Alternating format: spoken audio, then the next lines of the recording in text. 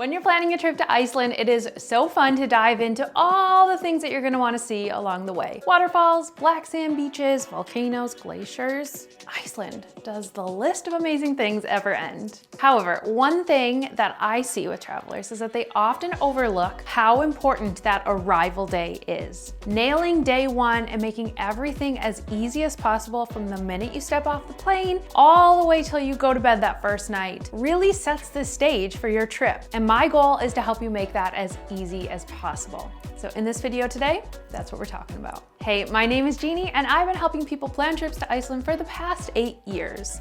My goal here is to give you the best quality information to help you plan the best trip ever. Let's get into it. The first thing we need to be aware of is the arrival time. So Keflavik International Airport is the main international airport that 99.9% of people are going to land at. And I'm saying that because they are trying to expand Akureyri as a new international airport. However, very, very few flights are currently landing there. Anyway, let's get back to it. Arrival time varies whether you're coming from the west or the east. So North American flights tend to land bright and early in the morning. They are those red-eye flights that leave around 8 p.m. and then they fly over the ocean at night and land anywhere from like 5 till 6:30 a.m. The Europe flights, on the other hand, come in the afternoon. So it's very likely if you're coming from anywhere in the east that you're gonna be landing around maybe like 3 till 4:30 p.m. Of course, depending on which airline you're flying on, all those times could be different. But the reason that this is important is because that day one itinerary is going to vary depending on where you're coming from. Meaning, you can't always fill your arrival day with things to do. If you're coming from like the Netherlands and you're gonna be landing at 4:30 and you just have to get all of your transportation and everything ready, just enough time to go to sleep. On the other hand, North American travelers will land early in the morning and they will have this long day ahead of them, so they are able to plan certain activities on the first day. So now you have hit the ground in Iceland, you are ready to start exploring, but the first thing you need to do is get your transportation in order. There are a few different options that you can do for transportation. Most people will have this figured out before they arrive, obviously. For the purposes of this day one video, I would like to lay out the basic options. Number one is a rental vehicle. Car, SUV, or otherwise. This is just gonna be able to give you the most freedom for traveling around the country and traveling at your own pace. You guys know that Blue Car Rental has been my long-term partner and definitely my go-to recommendation for car rental. So if you wanna grab a 5% discount, click the VIP link in the description and it will automatically take the money off for you. The second option is a camper van. I am obsessed with traveling in a camper van around Iceland simply because it gives you the ultimate freedom and flexibility. You don't have to arrange hotels. You don't have to be at a certain place at a certain time. You can eat, sleep, and drive in this thing. I mean, it is really amazing. Obviously, there are certain situations where you don't want to use a camper van, but ultimately, I wanted to let you know that my partners at Happy Campers are the best. And if you guys want access to the Happy Camper map and a little VIP discount that I've arranged for you, click the link in the description. Now, the last option would be an airport transfer from the airport to the city if you are doing things like group tours or just hanging around Reykjavik for a couple days. And for that, they have what's called the fly bus.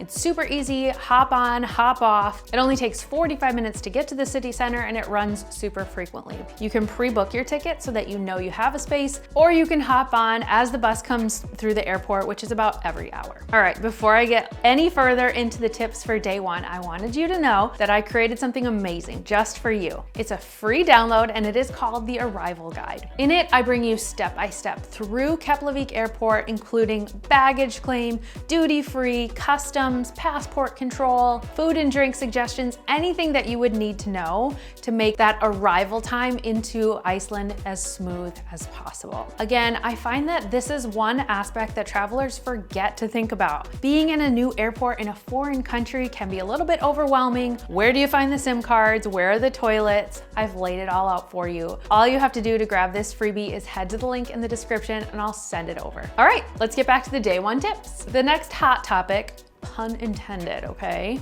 is the Blue Lagoon, which is the most popular attraction in Iceland and a beautiful geothermal hot spring spa. The reason that most people will consider it on arrival day is because it is directly between the airport and Reykjavik. So a lot of times you're driving right by it with a slight detour.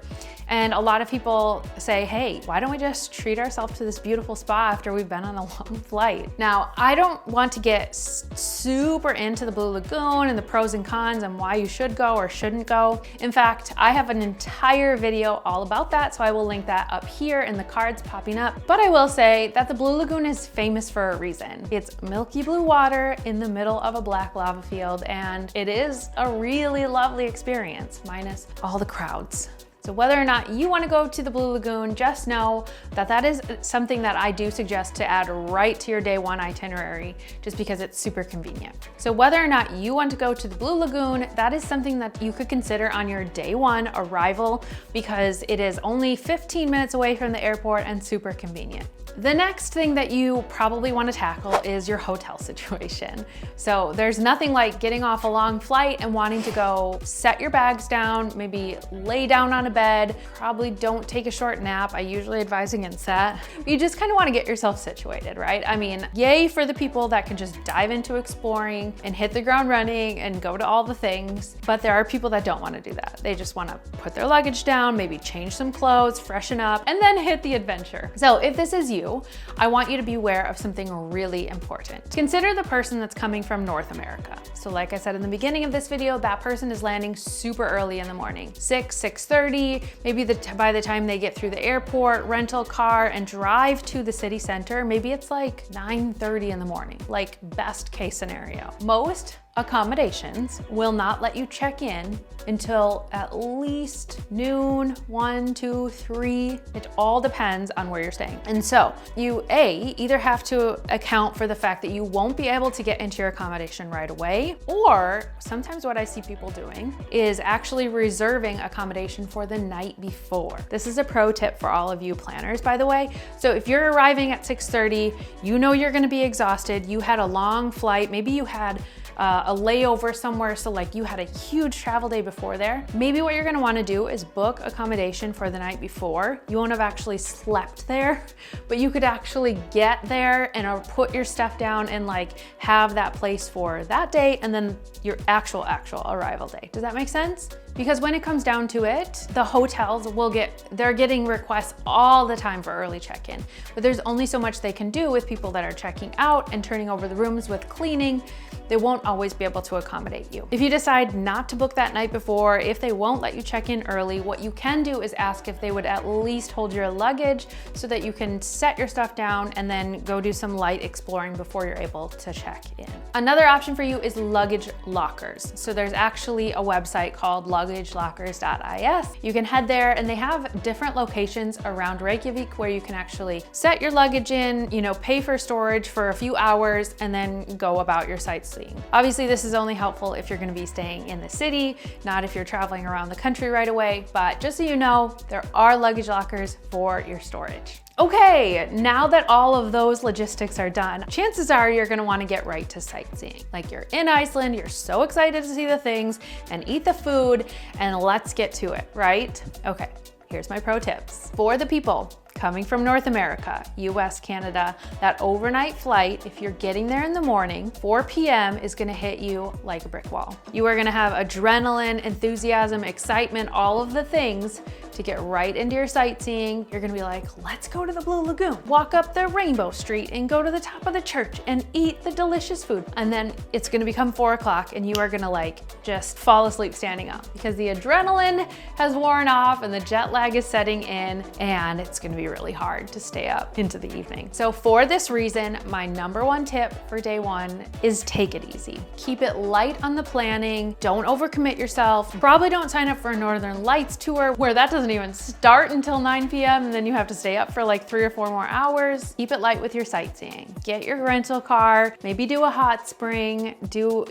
a little bit like walking around the city to get some fresh air, and then go to bed early. For those people that are coming from the east and landing in the evening, morning, like the 3 or 4 o'clock hour, totally different situation. You won't have that jet lag. Maybe you didn't have a long travel day. If that's you, super. What I would recommend is to still keep it light, obviously, because you're gonna have to go to bed and get up the next day and get going. Maybe head to a happy hour, maybe make reservations at a really nice, delicious dinner. Maybe you can book that Northern Lights tour. But again, just knowing that you're gonna have limited time by the time you get through the airport, rental car, drive to the city, get to where you need to be, get settled, it's still gonna be into the evening. So keeping it light on day one is your best bet. Okay, Team Iceland, thank you so much for watching this video. I hope you learned something. And if you are planning a trip to Iceland, make sure to watch this video that's popping up on the screen next, which goes through all of my top mistakes that you shouldn't make when you're planning your trip. I'll see you in the next video, but until then, happy planning.